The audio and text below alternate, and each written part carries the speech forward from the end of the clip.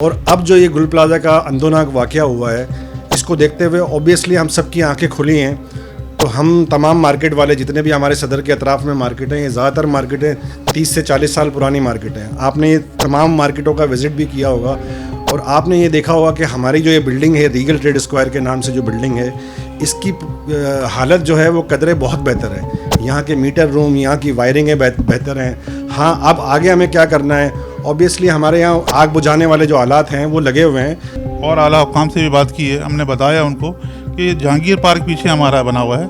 Jahangir park बहुत बड़ी जगह है, इसको आप नीचे 3 फ्लोर की पार्किंग दे दें, पेड पार्किंग। वो पेड पार्किंग हो जाएगी तो जितने भी यहाँ सदर के पार्किंग का मसला वो ख़त्म हो जाएगा। तमाम लोग पार्किंग करेंगे नीचे और ये जितना रश है वो बेहतर हो जाएगा। तो इस वक्त गुलजार राई साहब हमारे साथ मौजूद हैं, उनसे भी जानेंगे कि किस तरह की और मज़ीद कौन सी चीज़ों को बेहतर करने के बारे में फैसला किए जा रहे हैं। अस्सलाम वालेकुम सर। वालेकुम सलाम। सर ये बताइए, मैंने अभी विज़िट किया पूरा जो ये ट्रेड सेंटर है, पूरा ट्रेड स्क्वायर पे मैंने विज़िट किया। सर बहुत सारी ऐसी चीज़ें हैं जिनको बेहतर किया जा सकता है। अभी जैसे मैं ये देख रही हूँ कि आपके यहाँ पे इस तरह की जो फ्लिप विंडोज़ होती है जिसको आराम से खोला जा सकता है, जिसके पीछे जंगले ना हों, लेकिन मैंने ये देखा पूरे मार्केट में जंगले लगे हुए हैं। सर अभी आप लोग कौन कौन सी चीज़ों पे सबसे पहले तो एहतियात कर रहे हैं और कौन कौन सी चीज़ों पे आप लोगों ने प्लानिंग की है उनको चेंज करने के बारे में, इसका मुझे थोड़ा। यहाँ पहले के इलेक्ट्रिक के मामला ऐसे थे कि तमाम मीटर हमारे वायरिंग के जो सिचुएशन थी वो बहुत ही ख़राब थी। मीटर हमारे जो है ना जो वुडन जो बोर्ड होते हैं उस पर लगे होते थे और वो जो है ना गिर रहे थे वहाँ से ना।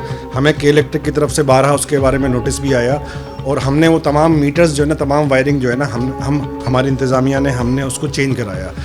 और अब जो ये गुल प्लाजा का अंदोनाक वाक़या हुआ है, इसको देखते हुए ऑब्वियसली हम सबकी आंखें खुली हैं। तो हम तमाम मार्केट वाले जितने भी हमारे सदर के अतराफ़ में मार्केट हैं, ये ज़्यादातर मार्केटें 30 से 40 साल पुरानी मार्केट हैं। आपने ये तमाम मार्केटों का विज़िट भी किया होगा और आपने ये देखा होगा कि हमारी जो ये बिल्डिंग है, रीगल ट्रेड स्क्वायर के नाम से जो बिल्डिंग है, इसकी हालत जो है वो कदरे बहुत बेहतर है। यहाँ के मीटर रूम, यहाँ की वायरिंगें बेहतर हैं। हाँ, अब आगे हमें क्या करना है, ऑब्वियसली हमारे यहाँ आग बुझाने वाले जो आलात हैं वो लगे हुए हैं, हमें कम है, ऑब्वियसली कम है, बिल्कुल हम ये मानते हैं। एज ए इंतज़ामिया, एज ए कमेटी हम इस बात को एक्नॉलेज करते हैं कि कम है, नापेद है।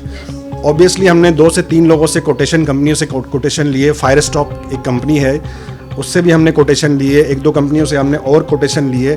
इसको हम जो है ना अपनी कमेटी से पास करा के हम यहाँ जितनी इसके SOP के तहत जितनी आग बुझाने वाले आलात हैं, ऑब्वियसली आप आगे से 6 से 8 दिन में उसको लगा हुआ यहाँ देखेंगे। सर ये बताइएगा कि हम ये देख रहे हैं कि अभी हमने पूरा सदर इलेक्ट्रॉनिक मार्केट का विज़िट भी किया। अच्छी चीज़ मुझे ये लगी कि अब लोगों को अवेयरनेस आ रही है। अब आहिस्ता आहिस्ता अब लोगों को पता है कि जी अगर आग लगती है तो उस पे हमें इनिशियली क्या स्टेप पहले फॉलो करने, जिस तरह पहले लोगों को नहीं पता था।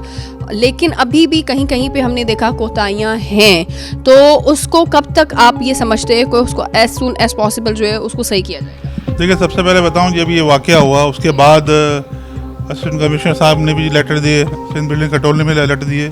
इसके अलावा हमने पहले भी जो है इसमें काम किया था, लेकिन अब और बेहतरी की तरफ जा रहे हैं। उसको बेहतरी की तरफ कोशिश करेंगे, खुदा न खास्ता हमारी मार्केट में ऐसा कोई वाक़या ना हो। इसमें हमने फायर टेंडर जो उनके थे वो लगाना शुरू किया हमने।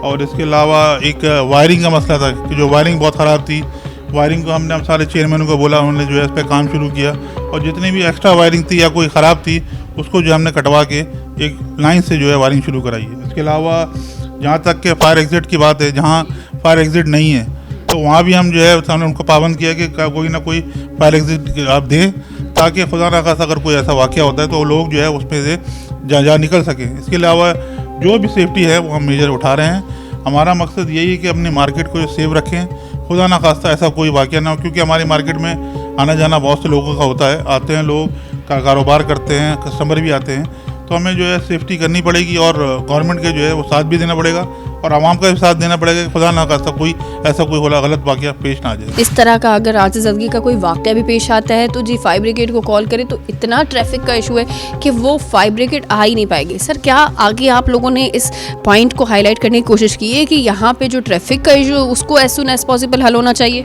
देखिए, हम ये ट्रैफिक के मसाइल की जो पार्किंग का मसला है, बेसिकली जो गलत पार्किंग हुई है, मोटरसाइकिल की पार्किंग है बहुत सारी, हमने बार बार रिक्वेस्ट भी की DI साहब से। इसके अलावा असिस्टेंट कमिश्नर साहब आए, वो उठाई भी मोटरसाइकिलें। देखिए, पार्किंग जब तक सब्स्टिट्यूट नहीं देंगे जब तक मसला हल नहीं होगा। हमने DI साहब से भी रिक्वेस्ट की है हमने और आला हुकाम से भी बात की है। हमने बताया उनको कि जहांगीर पार्क पीछे हमारा बना हुआ है। जहांगीर पार्क बहुत बड़ी जगह है, इसको आप नीचे 3 फ्लोर की पार्किंग दे दें, पेड पार्किंग। वो पेड पार्किंग हो जाएगी तो जितने भी यहाँ सदर के पार्किंग का मसला है वो ख़त्म हो जाएगा। तमाम लोग पार्किंग करेंगे नीचे और ये जितना रश है वो बेहतर हो जाएगा। तो हुकूमत की तरफ से जो है वो इस बार आप लोगों को कितना सपोर्ट किया जा रहा है? देखिए, हुकूमत सपोर्ट नहीं करती, हुकूमत तो कहती है उस पर अमल दरामद कराएं। वो कोई उस पर जो है वो कोई हमें कोई फ्री में चीज़ नहीं देती, तो हम अपनी मदद आपके तहत जो है ख़रीद रहे हैं चीज़ें। इसके अलावा इसके प्राइस भी बढ़ गए, जब इसकी डिमांड बढ़ी तो प्राइस भी बढ़ा दिया उन लोगों ने। तो ये तो गवर्नमेंट को चाहिए कि भाई जिस रेट में कम से कम रेट हो उसमें वो मुहैया हो, ताकि सबके पास ये लग सके।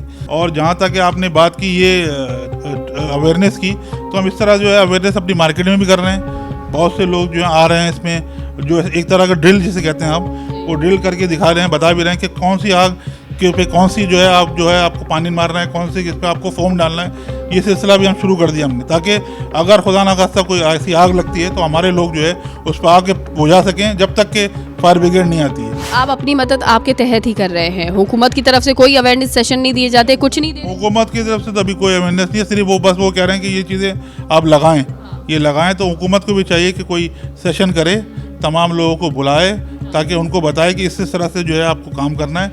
ये तो हम अपनी मदद आपके तहत कर रहे हैं। हुकूमत को चाहिए कि अलग अलग सेशन करे अपनी मार्केटों में या जहाँ भी विजिट भी करते हैं वो, लेकिन सेशन कराए कि जो हम अपनी मदद आपके तहत करा रहे हैं वो उनको भी कराएं, ताकि जो लोग जो हैं वो जब फायर खुदा ना खास्ता कोई वाक़या होता है तो इससे जो है वो जो है उससे बचा जा सके। जैसे हमने आपको दिखाया नाज़रीन के आज भी जो है वो कराची की जो मार्केट्स हैं उस पे फायर सेफ्टी के इंतज़ामात अनफॉर्चुनेटली लेकिन बिल्कुल वैसे नहीं है जैसे होने चाहिए। हम देखते हैं इंटरनेशनल मार्केट्स में, हम देखते हैं कि वहाँ पे क्या निज़ाम होते हैं, वहाँ पे क्या इंतज़ामात होते हैं, लोगों को अवेयरनेस होती है बाकायदा।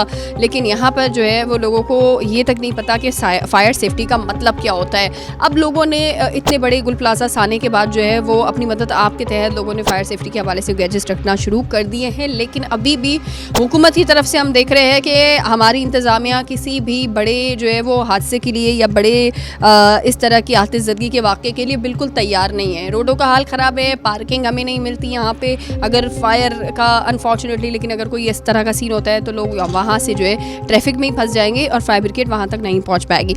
इन तमाम तर चीज़ों को बेहतर करने की ज़रूरत है और इसी होप के साथ कि इस तरह के जो वाक़यात होते हैं उनकी शफाफ कार्रवाई होनी ज़रूरी है।